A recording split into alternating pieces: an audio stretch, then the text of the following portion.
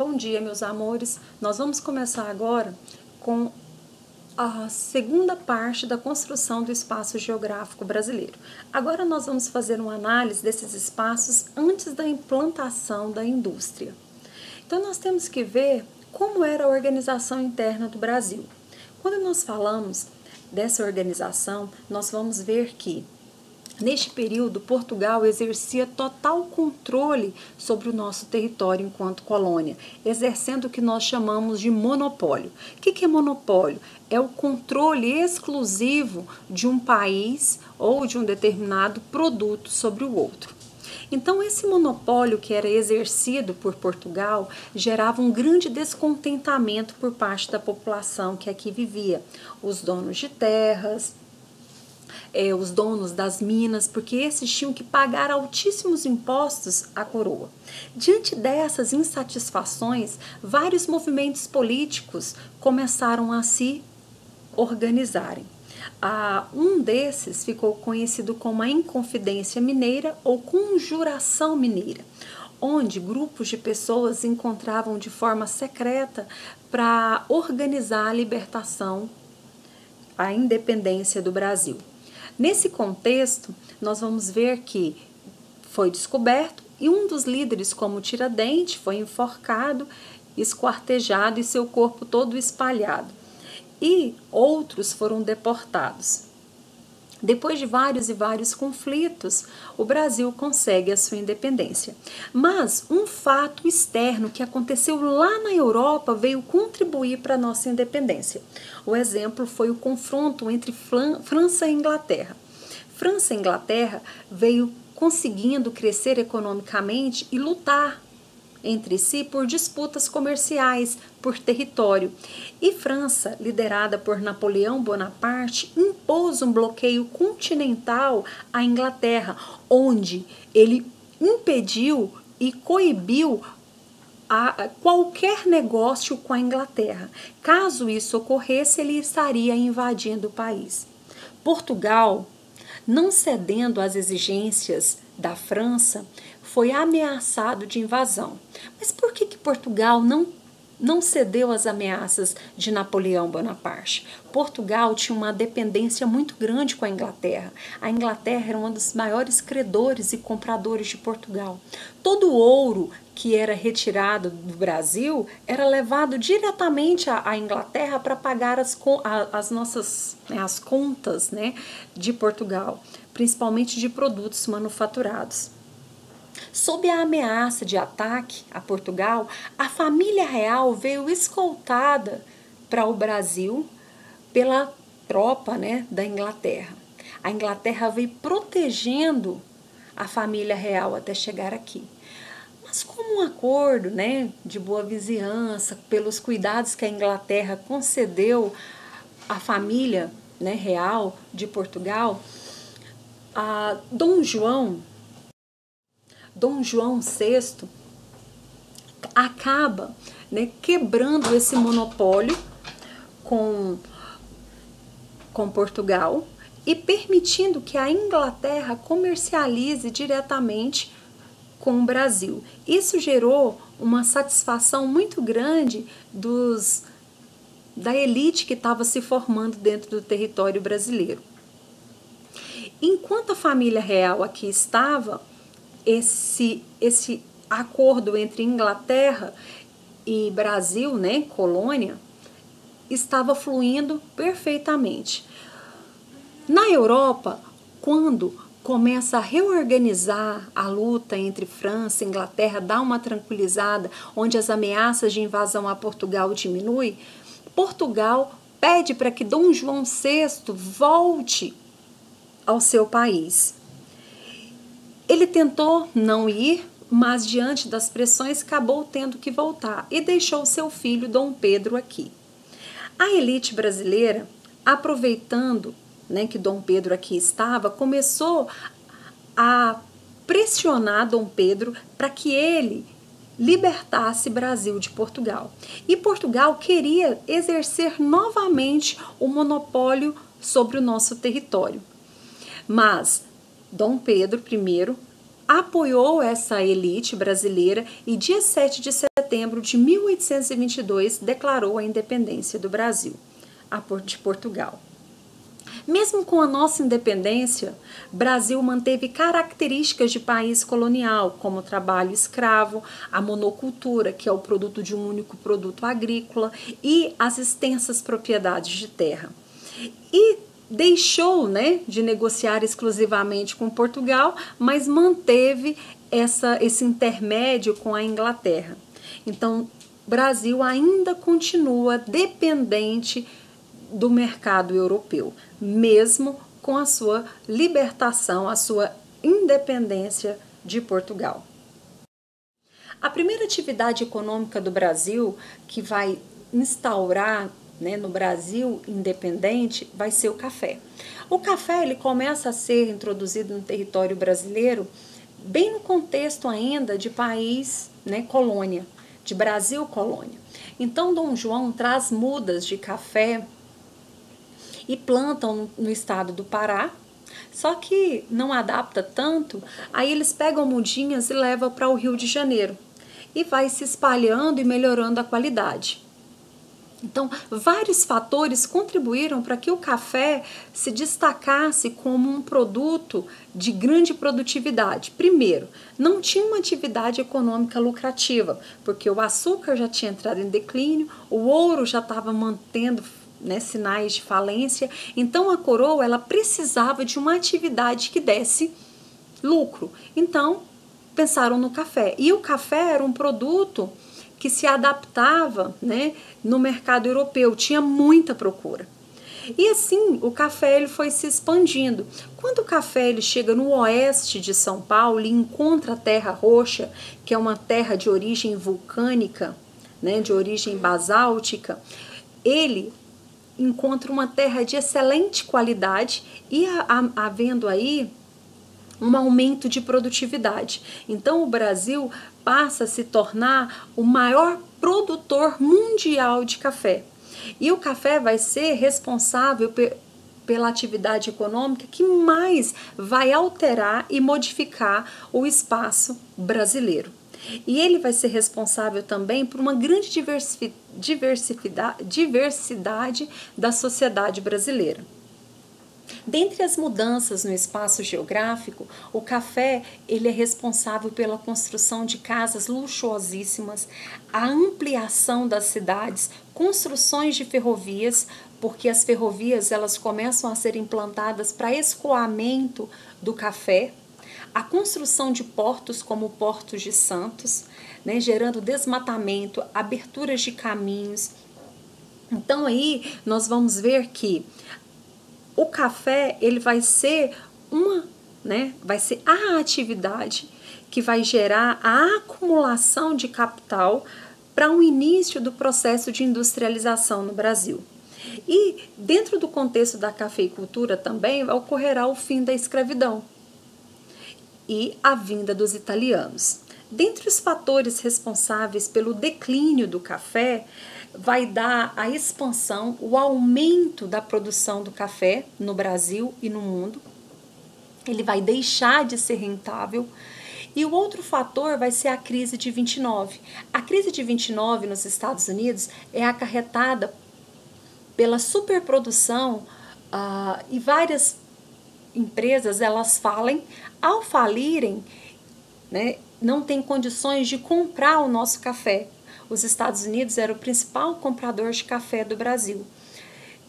Quebrado, não tendo mais como comprar o café, já é um outro fator que contribui para o declínio. Aí, para finalizar, para sepultar definitivamente o ciclo do café e ele deixar de ser o carro-chefe da economia do Brasil, veio a ascensão ao governo Getúlio Vargas. Então, Getúlio Vargas assume o governo e direciona a política, né, econômica do seu governo à industrialização, priorizando a industrialização do Brasil. Outra atividade econômica que ocorre paralelamente ao café, isso por volta do século XIX, nós vamos ver a produção da borracha. A produção da borracha ela vai se dar por volta do século XIX e vai até início do século XX. Então, a produção da borracha ela vai estimular uma grande migração e, como consequência, a invasão do território, né, da Bolívia, que hoje, né, nós vamos estar chamando do Acre.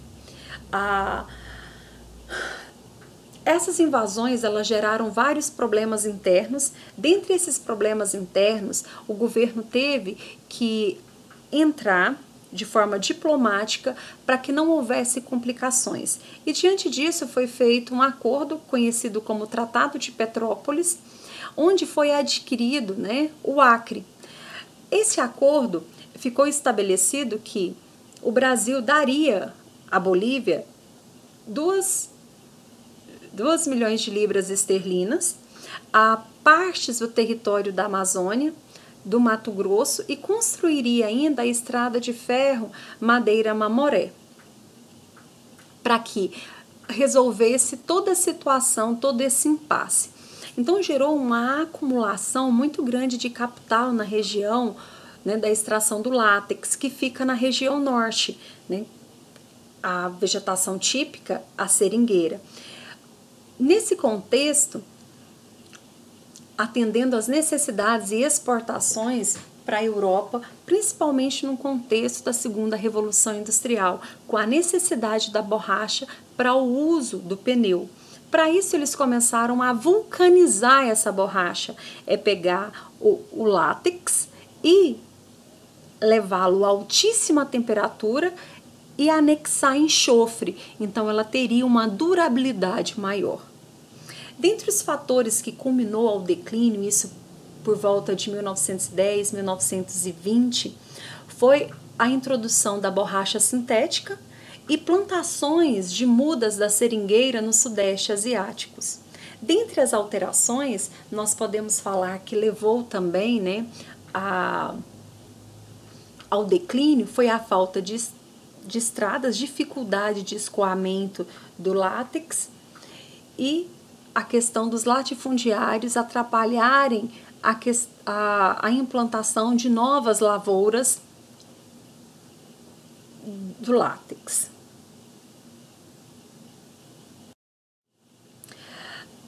Para a gente falar um pouquinho sobre as transformações da sociedade brasileira, é bom lembrarmos que a mão de obra escrava ela vai vigorar até 1888.